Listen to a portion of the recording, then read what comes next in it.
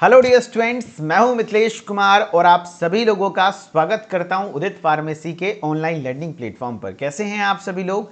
आशा करता हूं अच्छे होंगे, स्वस्थ होंगे और मस्त होंगे। हाँ, एग्ज़ाम करीब आ रहा है, परेशानी थोड़ा ज़्यादा बढ़ी हुई लग रही है और थोड़ा मन में डर भी लग रहा है, क्या पढ़ें क्या छोड़े। कुछ भी मत छोड़ो, कुछ भी मत पढ़ो, इधर उधर फालतू भटको ही नहीं, सिर्फ टॉप 20। एक बार कमेंट में सभी लोग अपने हिसाब से लिखना, टॉप 20 जिंदाबाद, है ना। बस ये टॉप 20 आपका नैया पार लगाएगा। जी हाँ, आज हम लोग पार्ट 10 में क्वेश्चन नंबर 10 डिस्कस करेंगे। इसके साथ आपके एचएपी का 80 में से 40 नंबर की तैयारी हो गई। समझ गए बात को? हाँ, मतलब 50% आप तैयार हो चुके हो। क्वेश्चन नंबर 10 है, explain the anatomy and physiology of GIT. अक्सर क्वेश्चंस आते हैं और एचएपी में डायग्राम भी आता है, तो डायग्राम भी बनाने का प्रैक्टिस आप लोग कर लेना थोड़ा बहुत, ठीक है। Explain the anatomy and physiology of GIT यानी गैस्ट्रो इंटेस्टाइनल ट्रैक्ट। जीआईटी के एनाटमी और फिजियोलॉजी को एक्सप्लेन करना है, यानी गैस्ट्रो इंटेस्टाइनल ट्रैक की शारीरिक रचना और कार्यविधि को समझाइए। यानी कैसे जीआईटी यानी एलिमेंट्री कैनाल। अच्छा, जीआईटी क्या होता है सर? एक बार फुल फॉर्म लिखने आ गया था, बताओ यार, जीआईटी का फुल फॉर्म पूछ लिया था, तो इसलिए आपको याद रखना है जीआईटी मतलब होता है गैस्ट्रो इंटेस्टाइनल ट्रैक।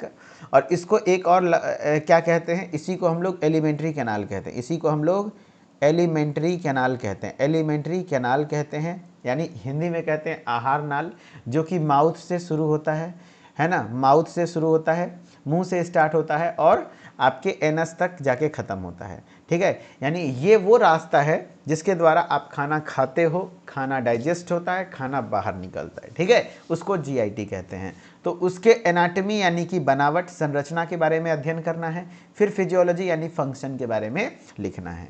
तो सबसे पहले आपको जीआईटी का इंट्रोडक्शन लिखना होगा, फिर एक डायग्राम बनाना होगा, फिर एनाटमी लिखना होगा, फिर फिजियोलॉजी लिखना होगा।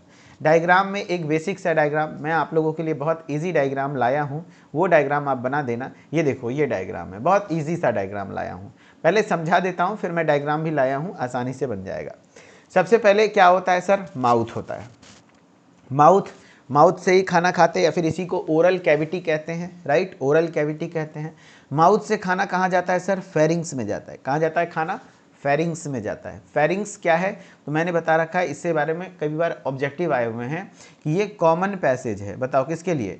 COMMON, कॉमन पैसेज, है ना, passage for food and air, for food and air, food and air, food and air यानी हवा और पानी, हवा और खाना दोनों के लिए। यहाँ पर ये फेरिंग्स एक ऐसा जगह है ना जहाँ हवा हो चाहे खाना हो, दोनों आता है। समझ रहे बात को? यस, दोनों आता है एंड लेकिन दोनों के अलग अलग एरियाज बने हैं। हवा आपका चला जाता है ट्रेकिया में, खाना चला जाता है ईसोफेगस में। तो वो खाना फिर कहाँ आता है? ईसोफेगस में। ईसोफेगस क्या कहलाता है सर? फूड पाइप कहलाता है। वन लाइनर क्वेश्चन बताते चल रहा हूँ, याद करते चलना। ईसोफेगस को फूड पाइप कहते हैं। अब वो खाना ईसोफेगस के साथ कहाँ आता है? स्टोमक में, यानी पेट में। और पेट में लगभग 4 से 4.5 घंटे तक खाना जमा होता है और वहाँ पर डाइजेशन होता है, ठीक है। फिर वो खाना कहाँ जाता है? स्मॉल इंटेस्टाइन में। ये स्मॉल इंटेस्टाइन है। फिर उसका खाना का मैक्सिमम डाइजेशन, सबसे ज़्यादा डाइजेशन, मैक्सिमम डाइजेशन कहाँ होता है सर? तो कहाँ होता है? आपका यहीं स्मॉल इंटेस्टाइन में होता है। उसके साथ मैक्सिमम एब्जॉर्प्शन भी यहीं पर होता है, सबसे ज़्यादा एब्जॉर्प्शन भी यहीं पे होता है, अवशोषण भी, याद रखना। हाँ, कोई पूछेगा सबसे ज़्यादा डाइजेशन स्मॉल इंटेस्टाइन, मतलब नाम छोटा है, छोटी आंत, लेकिन काम बहुत बड़ा बड़ा करता है। सबसे ज़्यादा डाइजेशन यहीं होता है एंड सबसे ज़्यादा एब्जॉर्प्शन भी यहीं होता है। कोई कन्फ्यूजन नहीं होना चाहिए, एक सिंगल लाइन में मैंने बता दिया। फिर उसके बाद वो खाना कहाँ जाता है? लार्ज इंटेस्टाइन में। लार्ज इंटेस्टाइन में जाते जाते खाना एक्चुअली कह सकते हो वेस्ट पार्ट बच जाता है, जो पार्ट डाइजेस्ट नहीं हुआ, जिसको शरीर से बाहर निकलना है ना, बस वो मल। और वो मल से सिर्फ वाटर का एब्जॉर्प्शन, यहाँ क्या होता है? सिर्फ पानी का एब्जॉर्प्शन होता है, ठीक है। मल से पानी खींच खींच के वो मल को थोड़ा सा टाइट करता है, कठिल करता है एंड वो शेप ले लेता है एंड फिर यहाँ आकर के रेक्टम में वो जमा हो जाता है, मलाशय में जमा होता है। जब एक समय पर रेक्टम में ज़्यादा जमा हो जाता है, ये रेक्टम ये है, सॉरी ये है रेक्टम, रेक्टम में जमा हो जाता है एंड जब आपको फील होता है कि भैया अब भर गया है वो टंकी, तो वहाँ से फिर आपको डिफिकेशन जैसी फीलिंग आती है, देन वो एनस से बाहर निकल जाता है। तो ये है आपके जीआईटी का बनावट, एक तरीके से प्रॉपरली काम कैसे करता है। अब हम लोग इसको वन बाय वन थोड़ा सा पढ़ेंगे, ठीक है। कह रहा है द GIT यानी कि gastro intestinal tract is a complex system, ये एक कॉम्प्लेक्स सिस्टम है, कॉम्प्लेक्स सिस्टम है रिस्पॉन्सिबल फॉर डाइजेस्टिंग फूड, जो कि फूड के डाइजेशन के लिए रिस्पॉन्सिबल है, एब्जॉर्बिंग न्यूट्रिएंट्स यानी कि पोषक तत्वों के न्यूट्रिएंट्स के एब्जॉर्प्शन के लिए है, एंड एक्सपेलिंग वेस्ट यानी जो वेस्ट प्रोडक्ट है उसको एक्सपेल करने के लिए रिस्पॉन्सिबल होता है। यानी जो ये GIT है यानी कि जो गैस्ट्रो इंटेस्टाइनल ट्रैक है आपका, ये कॉम्प्लेक्स सिस्टम है, नो डाउट ये कॉम्प्लेक्स है। रिस्पॉन्सिबल होता है किस चीज़ के लिए? तो फूड के डाइजेशन के लिए, यस, खाना यहीं पर पचता है, हाँ, फिर फूड का न्यूट्रिएंट्स का एब्जॉर्प्शन भी इसी में होता है, एंड फिर जो वेस्ट पार्ट बचते हैं, मल होते हैं, उसको एक्सपेल भी करता है, ठीक है। हाँ, अगर हिंदी में बोले तो क्या लिखा हुआ है, देखो लिखा हुआ है गैस्ट्रो इंटेस्टाइनल ट्रैक एक जटिल प्रणाली है जो भोजन को पचाने में, पोषक तत्वों को अवशोषित करने में और अपशिष्ट को बाहर निकालने के लिए जिम्मेदार होता है, ठीक है। Anatomy of the gastrointestinal tract, GIT track की एनाटमी, तो यहाँ पर सबसे पहले हम लोगों का स्टार्ट होता है माउथ, जिसको हम लोग मुंह कहते हैं, या फिर इसी को हम लोग ओरल कैविटी भी बोलते हैं, ओरल कैविटी भी बोलते हैं, इसी को हम लोग बकल कैविटी भी कहते हैं, बकल कैविटी, याद रखना, बकल कैविटी भी कहते हैं, ठीक है। इसमें क्या क्या होता है सर, माउथ में क्या क्या पाया जाता है? चूंकि एनाटमी लिख रहे हैं तो उसमें हमको ये दिखना होगा कि भाई माउथ में होता क्या क्या है, माउथ किस किस चीज़ से बना हुआ है। तो माउथ इंक्लूड्स टीथ यानी दांत होते हैं, टंग यानी जीभ होता है, सेलिवरी ग्लैंड यानी लार ग्रंथि होते हैं, एंड सेलिवरी ग्लैंड याद रखना जो कि आपके कितने होते हैं, टोटल 6 होता है, 3 पेयर में पाया जाता है, टोटल 6 सेलिवरी ग्लैंड होता है, और यही सेलिवरी ग्लैंड बनाता है सलाइवा यानी लार बनाने का काम करता है, ठीक है। हाँ, यानी इसके माउथ में आपके दांत होते हैं, जीभ होते हैं, लार ग्रंथियाँ शामिल होती हैं, ठीक है। हाँ, फंक्शन क्या होता है सर, फंक्शन क्या होता है? तो यहाँ से माउथ का फंक्शन क्या होता है, तो begins mechanical digestion through chewing, यानी याद रखना खाना, कुछ लोगों से पूछोगे या फिर नॉर्मली बच्चे गलती कर देते हैं, उनसे क्वेश्चन ये पूछा जाता है कि बताओ भाई खाना पाचन कहाँ से शुरू होता है, तो वो बोल देता है पेट से, नहीं, माउथ से ही शुरू हो जाता है। क्योंकि एक तो है डाइजेशन का मतलब ही है कि कॉम्प्लेक्स फूड सब्सटेंस को सिंपलर फॉर्म में कन्वर्ट करना। पहला तो मुंह में जो डाइजेशन होता है वो मैकेनिकल डाइजेशन होता है। मैकेनिकल मतलब क्या हुआ सर, जब आप उसको चबाते हो तो वो छोटे छोटे टुकड़े में कन्वर्ट होता है, तो कहीं ना कहीं उस पर कोई एंजाइम काम नहीं किया, लेकिन आपने चबा के उसको छोटा छोटा सिंपल फॉर्म में कन्वर्ट किया ना, हाँ, तो वो होता है मैकेनिकल डाइजेशन। उसके साथ साथ केमिकल डाइजेशन भी माउथ में होता है। पूछो कैसे, तो माउथ में पाया जाता है सलाइवा, याद करो सेलिवरी ग्लैंड, सेलिवरी ग्लैंड क्या बनाता है, सलाइवा, और सलाइवा में कौन से एंजाइम होते हैं, तो एमाइलेज, सेलिवरी एमाइलेज, जिसको टाइलिन एंजाइम कहते हैं, वो क्या करता है, जो भी आपके खाने में स्टार्च प्रेजेंट है, लगभग 30% स्टार्च को माउथ में ही डाइजेस्ट कर लेता है। आपने गौर किया होगा कि जब आप बासी रोटी है ना, या फिर सिंपली रोटी को मुंह में लेके चबाते हो, स्टार्टिंग में मीठा नहीं लगता है, लेकिन कुछ देर बाद जब ज़्यादा देर तक चबाते हो तो वो धीरे धीरे मीठा लगने लगता है। क्यों जानते हो? क्योंकि जब स्टार्टिंग में आप चबा रहे हो तो वह कार्बोहाइड्रेट के फॉर्म में है, ठीक है, तो वो धीरे धीरे जब स्टार्च के फॉर्म में है, लेकिन जब उसको चबाए और मुँह में सलाइवा था, सलाइवा से मिक्स हुआ तो वो स्टार्च कन्वर्ट हो गया माल्टोज में, एंड माल्टोज मीठा होता है, इसलिए वो रोटी मीठी लगने लग जाती है, ठीक है। हाँ, तो मैंने क्या बताया भाई कि माउथ से ही आपका खाना डाइजेशन शुरू होता है, बिगिंस मैकेनिकल डाइजेशन, यहीं से आपका मैकेनिकल डाइजेशन शुरू होता है, थ्रू चीविंग, जब आप खाना चबाते हो, chemical digestion with saliva, yes, saliva के द्वारा केमिकल डाइजेशन होता है, which contains enzyme amylase, and इस एमाइलेज का एक और नाम क्या है, टाइलिन, PTYLA, है ना, पटाइलिन, है ना, और ये किस pH पर काम करता है, तो pH 6.8, pH 6.8, 6.8 pH पर ये काम करने का काम करता है, ठीक है। यानी यह चबाने के द्वारा यांत्रिक पाचन की शुरुआत करता है और लार के साथ साथ रासायनिक पाचन का भी शुरुआत करता है, जिसमें अमाइलेज जैसे एंजाइम होते हैं, ठीक है। फिर है ईसोफेगस, ईसोफेगस मतलब क्या होता है सर, ईसोफेगस मतलब होता है फूड पाइप, ये है एक फूड पाइप, एक मस्कुलर ट्यूब है। मैंने क्या बताया अभी तक, सुनना ध्यान से, मैंने GIT के बारे में बोला कि एक कॉम्प्लेक्स सिस्टम है जो कि खाने के डाइजेशन के लिए, न्यूट्रिएंट्स के एब्जॉर्प्शन के लिए और वेस्ट को एक्सपेल करने के लिए रिस्पॉन्सिबल है। अब उसमें सबसे पहले माउथ आता है, तो माउथ में पाए जाते हैं टीथ, टंग और सेलिवरी ग्लैंड्स। सेलिवरी ग्लैंड थोड़ा सा इंपॉर्टेंट है, आगे मैं बताऊंगा, अलग से एक टॉपिक है सेलिवरी ग्लैंड जो कि मैं पढ़ाने वाला हूँ, ठीक है।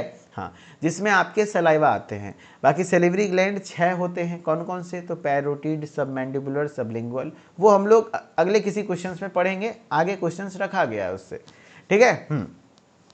फिर यहाँ क्या होता है, खाना माउथ में ही डाइजेशन शुरू होता है। Digestion starts from oral cavity through mechanical digestion होता है, कैसे? च्यूइंग के द्वारा। एंड फिर केमिकल डाइजेशन होता है सलाइवा के द्वारा, क्योंकि उसमें एमाइलेज एंजाइम है। करेक्ट। अब है ईसोफेगस। अब ये ईसोफेगस क्या होता है? एक जैसे ये माउथ हो गया, ये माउथ हो गया, ये ईसोफेगस है। ये ईसोफेगस एक मस्क्यूलर ट्यूब है, मांसपेशियों का एक ट्यूब बना हुआ। देखो ये ट्यूब है ना, ये एक ट्यूब है कनेक्टिंग थ्रोट विथ स्टोमक, जो कि थ्रोट को यानी फेरिंग्स, ये थ्रोट को स्टोमक से कनेक्ट करने का काम करता है। यानी कि ये देखो माउथ है, ये आपका फूड पाइप है, और क्या कहते हैं, फूड पाइप कहने का मतलब ये ईसोफेगस है, फिर यहाँ स्टोमक होता है। ठीक है, तो ये थ्रोट को, गले को स्टोमक से कनेक्ट करने का काम कौन करता है? वही स्टोमक करता है, सॉरी ईसोफेगस करता है। तो यह एक मांसपेशियों से बना हुआ नलिका है जो गले को पेट से जोड़ने का काम करती है। फिर उसके बाद इसके फंक्शन क्या है सर? इसके फंक्शन है transport food from mouth to stomach, यानी माउथ से, ये देखो मुंह से स्टोमक तक खाना ले जाने में मदद करता है, मुंह से खाना स्टोमक तक ले जाने में मदद करता है।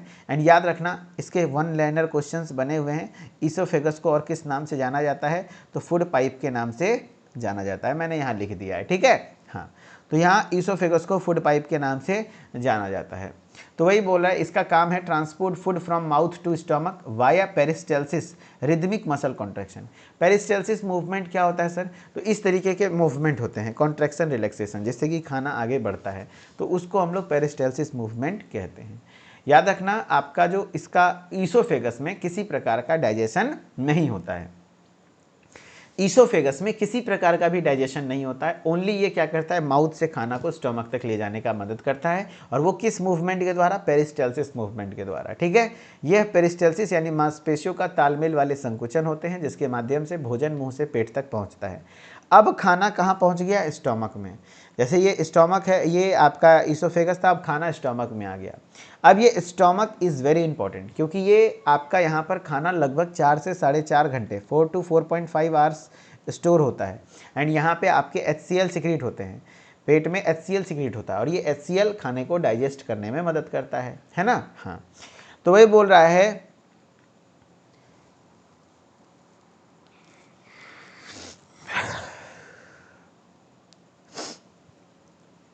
सॉरी थोड़ा सा अजीब सा लगा था अभी मुझे। हाँ चलो ठीक है, तो मैंने क्या बताया? स्टोमक है ना, ये एक सैक लाइक ऑर्गन है, सैक लाइक ऑर्गन है।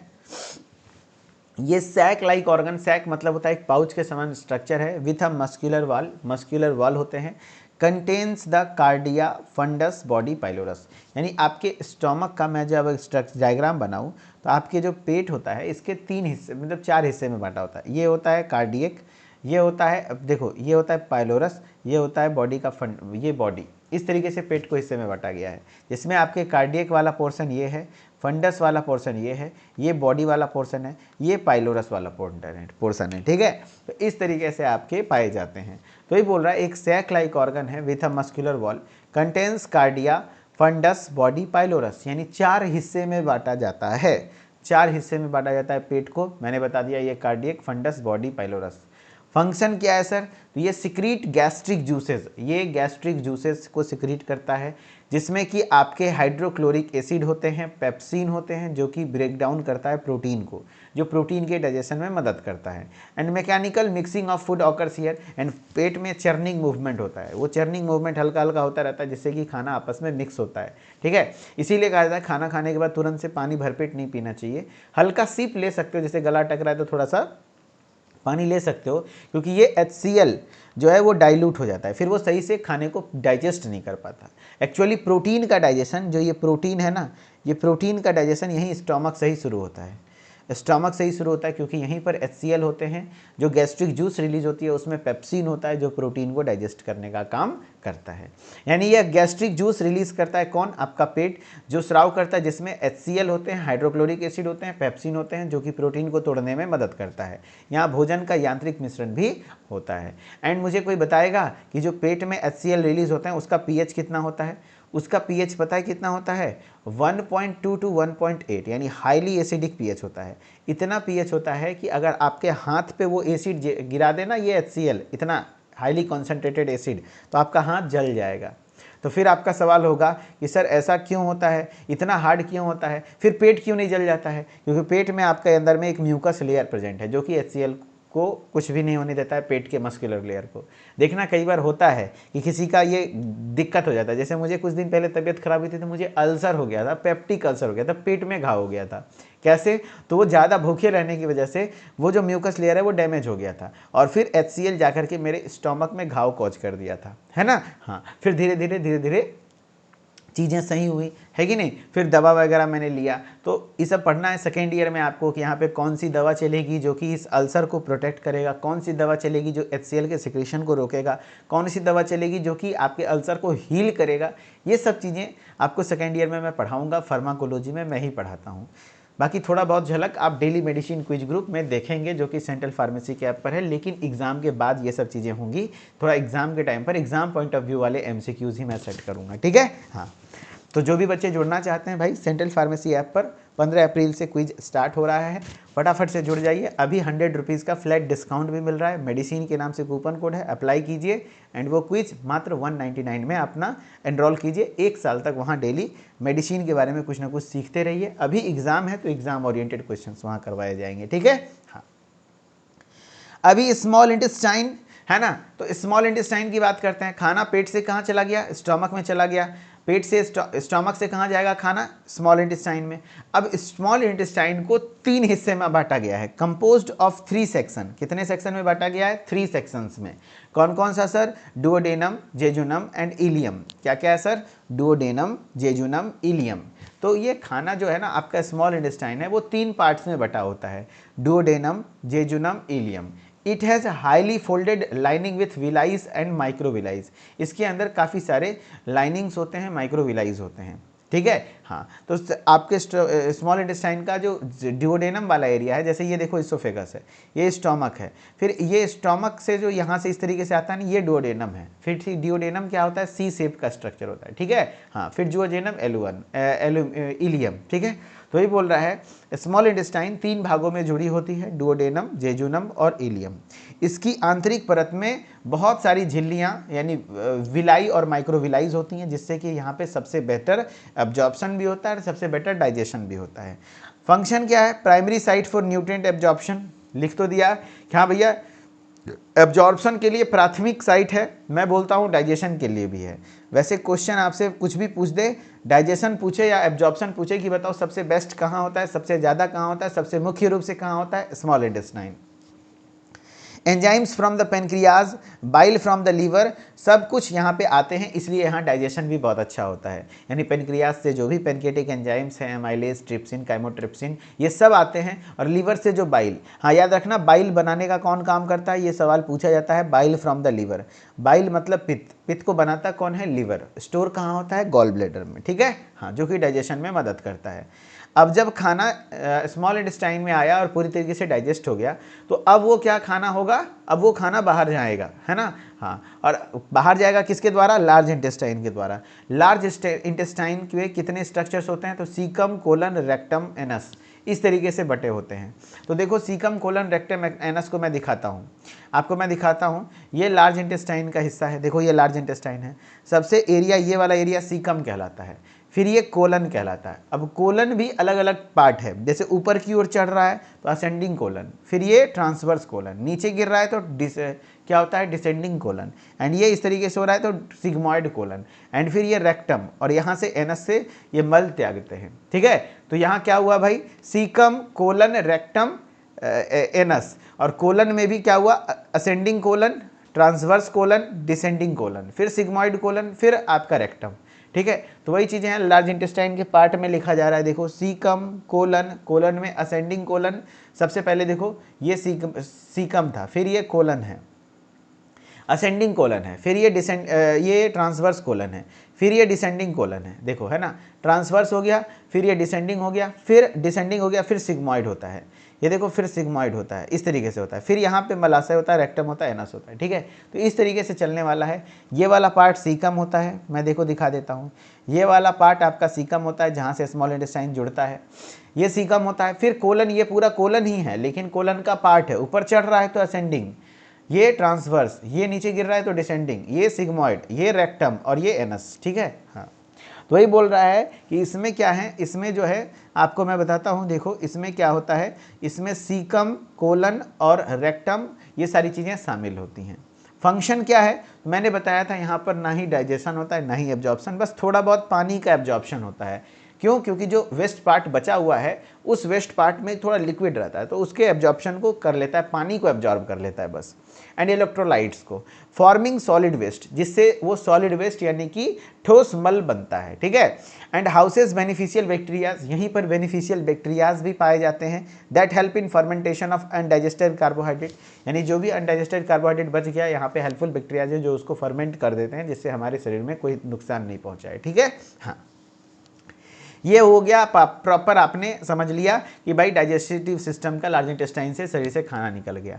यानी आपने क्या क्या समझा भाई बताओ। तो आपने, मैंने बताया सबसे पहले एलिमेंट्री कैनाल, एलिमेंट्री कैनाल में भाई कहाँ से ये आपका किस चीज़ में ज़रूरी होता है, तो मैंने बता दिया, देखो यहाँ पे GIT है ना, गैस्ट्रोइंटेस्टाइनल ट्रैक है जो कि फूड के डाइजेशन में, न्यूट्रिएंट्स के एब्जॉर्प्शन में और वेस्ट को एक्सपेल करने में मदद करता है। सबसे पहले होते हैं इसके माउथ, सबसे पहले होता है माउथ, माउथ में होता है टीथ, टंग और सेलिवरी ग्लैंड्स। फिर इसके फंक्शन होते हैं मैकेनिकल डाइजेशन थ्रू चीविंग, फिर केमिकल डाइजेशन थ्रू सलाइवा। कौन सा एंजाइम? एमाइलेज, क्या नाम है उसका एक और? टाइलिन, हम लोग पढ़ते हैं पटाइलिन, है ना। हाँ, फिर होता है ईसोफेगस, जिसको हम लोग क्या कहते हैं? फूड पाइप, जिसको हम लोग क्या कहते हैं? Food pipe. यहाँ पे मैं बताता चलता हूँ, one liner question, food pipe कहलाता है। ये एक मस्क्यूलर ट्यूब है, ये क्या है? एक मस्क्यूलर ट्यूब है। मस्क्यूलर ट्यूब का मतलब मांसपेशीय ट्यूब है जो कि कनेक्ट करता है थ्रोट को स्टोमक से, ठीक है। हाँ, एंड ट्रांसपोर्ट करता है फूड को माउथ से स्टोमक तक वाया पेरिस्टालसिस मूवमेंट, ठीक है। फिर है पेट यानी स्टोमक में, स्टोमक एक सैक लाइक ऑर्गन है, सैक मतलब पाउच के समान स्ट्रक्चर है जिसमें मस्कुलर वाल होते हैं, जिसके 4 हिस्से होते हैं, कार्डियक, फंडस, बॉडी, पाइलोरस, ठीक है। हाँ, एंड इसके फंक्शन में क्या है, ये गैस्ट्रिक जूस सिक्रीट करता है जिसमें HCl यानी हाइड्रोक्लोरिक एसिड और पेप्सिन पाए जाते हैं जो कि प्रोटीन को ब्रेक डाउन करने का काम करता है। ये पेप्सिन क्या करता है? प्रोटीन को ब्रेक डाउन करने का काम करता है। एंड फिर यहाँ मैकेनिकल मिक्सिंग यानी चर्निंग मूवमेंट भी होता है, ठीक है। स्मॉल इंटेस्टाइन की मैं बात करूं तो इसके 3 हिस्से होते हैं, डोडेनम, जेजुनम, इलियम। डोडेनम का कैसा शेप होता है? C शेप होता है, ठीक है। एंड इसमें विलाइज और माइक्रोविलाइज होते हैं। Primary site for nutrient absorption, सबसे ज़्यादा एब्जॉर्प्शन यहीं पर होता है। एंड याद रखना डाइजेशन भी सबसे ज़्यादा होता है क्योंकि जो भी पेनक्रियाज के एंजाइम्स हैं वो आते हैं यहीं पर, एंड लीवर के बाइल भी आते हैं यहाँ पर और डाइजेशन में मदद करते हैं। एंड पेनक्रियाज का pH होता है 7+। स्मॉल इंटेस्टाइन का pH क्या होता है? बेसिक होता है, बेसिक, बेसिक मतलब है 7.7 समथिंग हो, 7+ होता है, ठीक है। हाँ, 8+ भी हो सकता है। लार्ज इंटेस्टाइन क्या होता है सर?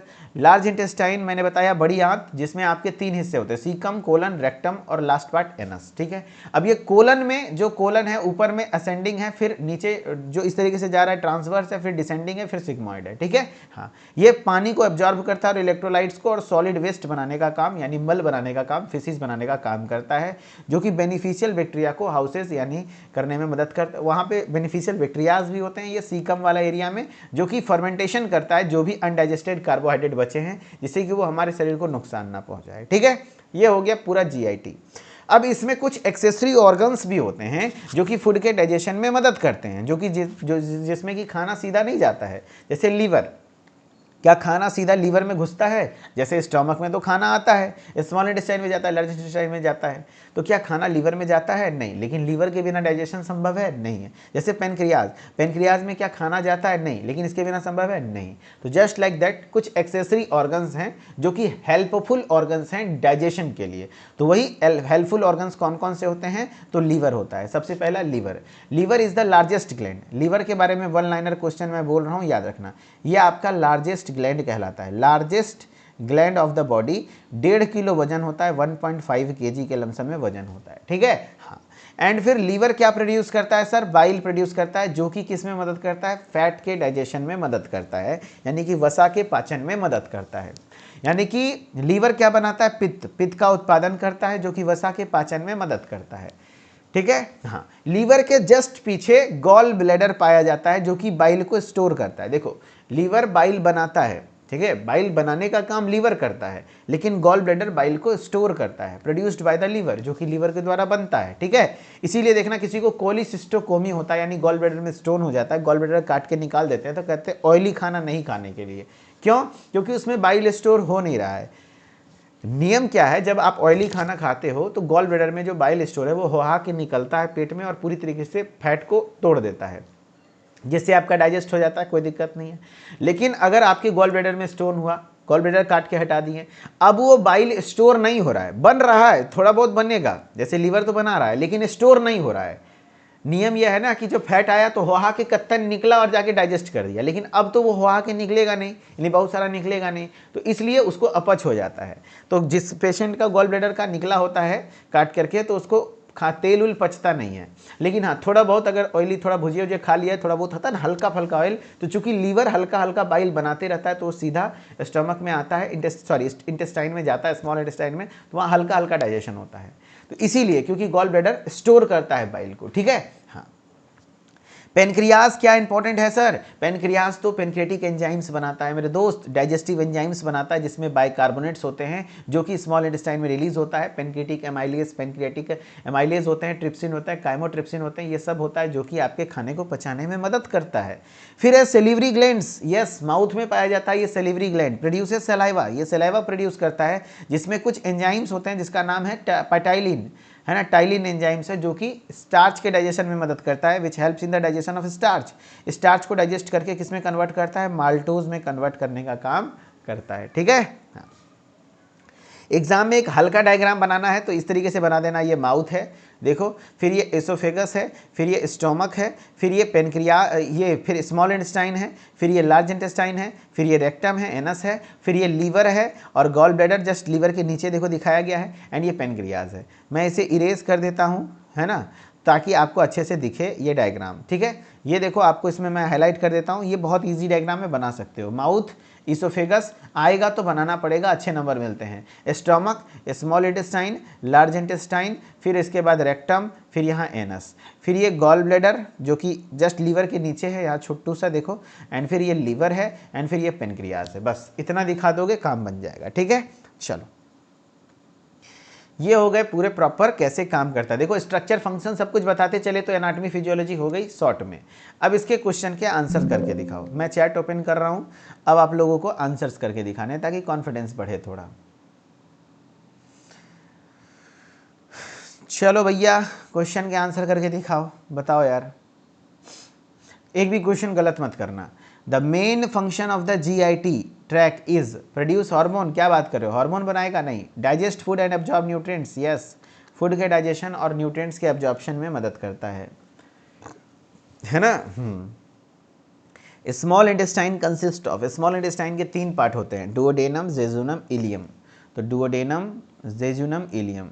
स्टोमक, डुओडेनम, इलियम नहीं, duodenum, jejunum, ileum, duodenum, jejunum, ileum, duodenum, jejunum, ilium.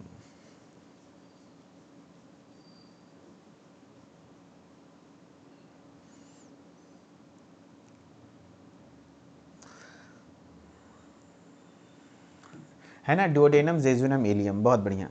Next है the liver produces, liver produces, liver क्या प्रोड्यूस करता है? Insulin, pepsin, bile, gastrin. तो लीवर प्रोड्यूस करता है बाइल, बहुत बढ़िया। लीवर क्या प्रोड्यूस करता है? बाइल। लीवर क्या प्रोड्यूस करता है? बाइल। ईसोफेगस कनेक्ट्स, ईसोफेगस किसको किसको कनेक्ट करता है? स्टोमक को इंटेस्टाइन से, क्या बात करो, पेट को नहीं, ये ईसोफेगस तो ये से माउथ है, थ्रोट को पेट से कनेक्ट करने का काम करता है, ऐसा कुछ होता है। तो mouth to stomach, yes, mouth को स्टोमक से कनेक्ट करने का काम करता है। एंजाइम्स पेप्सिन डाइजेस्ट, पेप्सिन किसको डाइजेस्ट करता है बताओ? कार्बोहाइड्रेट को, फैट को, विटामिन को, प्रोटीन को।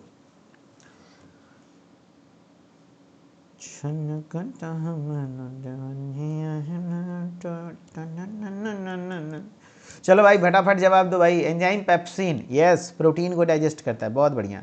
अच्छा, लाइपेज एंजाइम किसको डाइजेस्ट करेगा? फैट को, लाइपेज, है ना। कार्बोहाइड्रेट को कौन डाइजेस्ट करता है? एमाइलेज। ठीक है, हाँ, दैट्स ऑल। बस आज के क्लास में इतना ही, अगले क्लास में अगला क्वेश्चंस करेंगे। ठीक है, okay.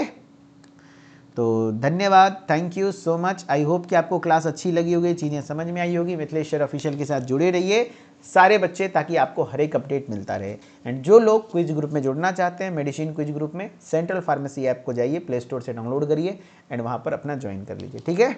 Okay, thank you so much, बहुत बहुत शुक्रिया। अभी आपको ऑफर में मिल जाएगा, मेडिसिन नाम से कूपन कोड है, अप्लाई जरूर करिएगा, 100 रुपये का आपका बचत हो जाएगा, ठीक है। Okay, thank you. बिल्कुल समझ में आ गया, क्या बात कर रहे हो, बहुत बढ़िया। चलो, thank you so much, bye bye, take care.